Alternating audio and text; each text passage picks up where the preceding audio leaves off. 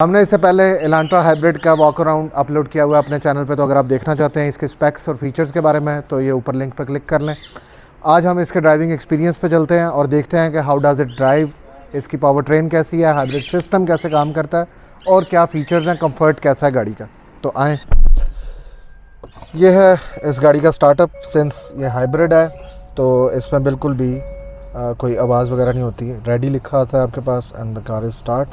इसमें auto start का option भी अवेलेबल है आपके पास रिमोट पे, तो आप लॉक करके होल्ड दबा के रखें तो गाड़ी रिमोट स्टार्ट भी कर सकते हैं। ऑल्दो मुझे इन सब ने मना किया था कि ये नहीं बोलना लेकिन हम यहाँ से शुरू करेंगे क्योंकि हम बैठे हैं गाड़ी में। गाड़ी में सबसे पहले बैठ के जो आपको फील होती है चीज़ वो इसका सिटिंग पोस्चर है, जो कि काफ़ी डिफरेंट है। क्यों, गाड़ी काफ़ी लो डाउन है, उसकी वजह से आप काफ़ी नीचे बैठते हैं। अच्छा, इसमें एक चीज़ जो मैंने नोटिस की है कि जब आप इसको सीट को ज़्यादा ऊंचा करते हैं तो ये आपके वीएन को ब्लॉक करने लग जाती है और आप इसको ऐसे करके देख रहे होते हैं टू सेंट्रलाइज योर वीएन। तो ये एक प्रॉब्लम इसमें है, ये रूफ़ की वजह से। हाँ, head height is good, but ये आगे से स्वूपिंग रूफ़ है तो इसलिए वो आपके वीएन की साइड में आती है। एक चीज़ जो बहुत अजीब है वो ये कि सिंस इसका सेटिंग पोस्चर इस तरह का है तो जो ड्राइवर के साथ पैसेंजर सीट है उसमें क्योंकि हाइट एडजस्ट भी नहीं है और वो सीट भी मैनुअली एडजस्टेबल है, तो वो बिल्कुल ऐसे ही लगता है जैसे सिविक में the older generation civic x में जैसे साथ वाले को लगता होता है कि वो किसी खड्डे में गिर गया, तो सेम इसकी सीट में भी वही है। ये सिविक जितना नहीं है बट इट्स देयर।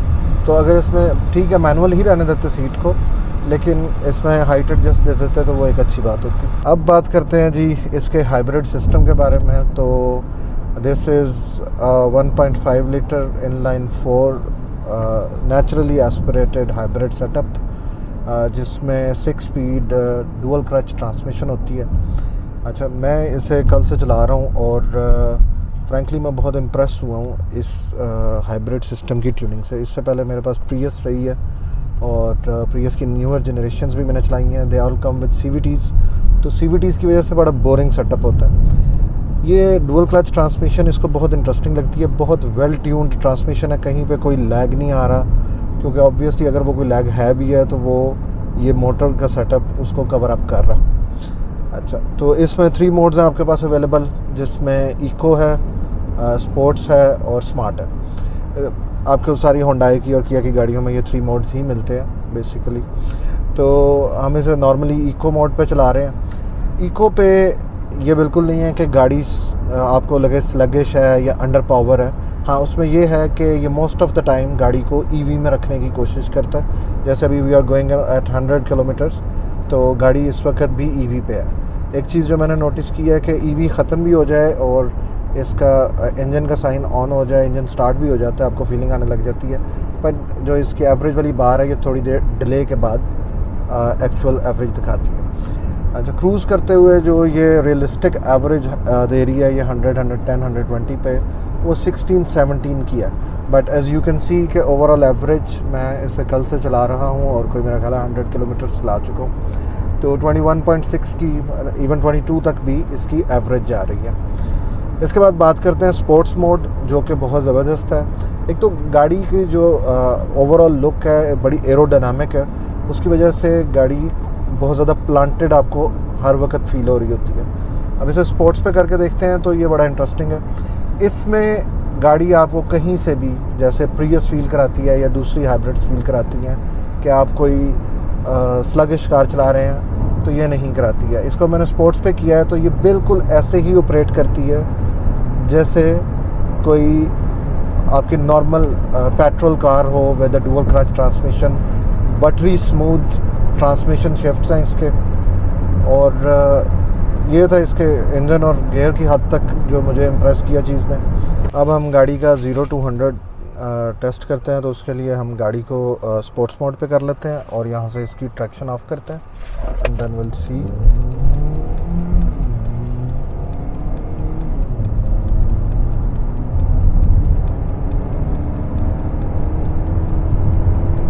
अब बात करते हैं, सिंस वी आर एट 120, तो गाड़ी के रोड नॉइज़ के बारे में। इसको हम ज़रा इको पे कर लेते हैं। हाँ, जब स्पोर्ट्स पे होता है तो थोड़ा सा इंजन का शोर आना शुरू हो जाता है। जब इको पे आप चला रहे हैं तो वो उस तरह से हाई रेव नहीं करता, अदरवाइज़ ये इंजन को स्पोर्ट्स मोड पे हाई रेव करवा रहा होता है ताकि पावर डिलीवरी ऑप्टिमम हो सके। अब रोड नॉइज़ और कैबिन नॉइज़ के बारे में बात करें तो 120 से ऊपर थोड़ा सा हवा का शोर मुझे यहाँ से फ़ील हुआ है, और उसके अलावा एज सच 100 से ऊपर ही थोड़ी सी टायर की जो नॉइज़ है वो आना शुरू हो जाती है, पर मुझे वो समहाउ लगता है कि ये कम हो के टायर्स होने की वजह से ये प्रॉब्लम आ रही है। अदरवाइज़ सस्पेंशन गाड़ी की बहुत प्लांटेड है, जैसे मैं पहले भी बता चुका हूँ कि एरोडायनामिक शेप होने की वजह से गाड़ी जैसे जैसे आप पुश करते हैं गाड़ी सेटल डाउन होती जाती है, वैसे भी बहुत लो डाउन स्टैंस है गाड़ी का। एक दो बातें जो मुझे इस गाड़ी में बड़ी अजीब फील हो रही हैं, एक तो इसका जो एसी का फ़ैन है इसका शोर बहुत ज़्यादा है। आई डोंट नो कि वो सब में ऐसे ही होता है या इस स्पेसिफिक गाड़ी जो हम टेस्ट कर रहे हैं इसमें जो प्रॉब्लम है। तो if you own Elantra hybrid तो हमें कमेंट्स में ज़रूर बताएं। इसके बाद जो अगली चीज़ है कि अगर इसके एयर बंद भी है तो बाहर से स्मेल आ रही है। आई डोंट नो, मतलब स्मेल है या कोई आपका डीज़ल ट्रक वगैरह गुजर रहा है तो उसकी स्मेल आती है गाड़ी के अंदर। ये आगे वो पैच आ गया जिसमें शुरू में हमारे पास पॉट होल्स हैं and then there is a wavy patch, so it gives a relatively good understanding के गाड़ी की सस्पेंशन कैसे बिहेव करती है। तो यहाँ पे पॉट होल्स हैं, हम इनसे गुजार के चेक करते हैं। तो गाड़ी के अंदर कोई भी आपको चीज़ फील नहीं होगी, ऑल्दो ये लो हाइट कार है और थोड़ा सा झटका भी लगता है, बट कोई आवाज़ वगैरह या सस्पेंशन की ट्यूनिंग बहुत ही फ़ाइन है। अब इसके बाद ये वेवी पैच है, तो इसमें एज़ यू कैन नोटिस कि क्योंकि सस्पेंशन का ट्रैवल लिमिटेड होता है लेकिन स्टिल गाड़ी अपनी लाइन नहीं छोड़ती है। थोड़ा सा बाउंस मुझे पीछे से फील हो रहा है but it's not that significant. Suspension इस गाड़ी की नरम है जिसकी वजह से बहुत कंफर्टेबल ऑन रोड, लेकिन लो स्टांस होने की वजह से गाड़ी बहुत प्लांटेड है और आपको बिल्कुल भी कहीं पे बॉडी रोल नॉर्मल ड्राइविंग में फील नहीं होता।